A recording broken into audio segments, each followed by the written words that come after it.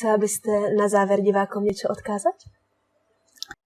No, možno to, že aby sa nebali trpieť pre Božie meno, pokiaľ by to bolo treba pre Božie kráľovstvo, aj keby mali čokoľvek stratiť alebo niečo stratiť, lebo teraz sme v inej dobe, kde necítime to prenasledovanie, ale možno, že pre vieru, živú vieru v Boha, možno tiež určité stradanie.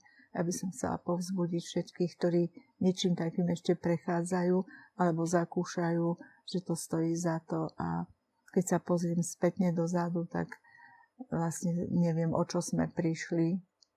A mali sme všetko, čo sme potrebovali. Nebolo to dobre, ale Pán Boh sa postaral o nás a sme prežili vlastne v takom vnútornom pokoji.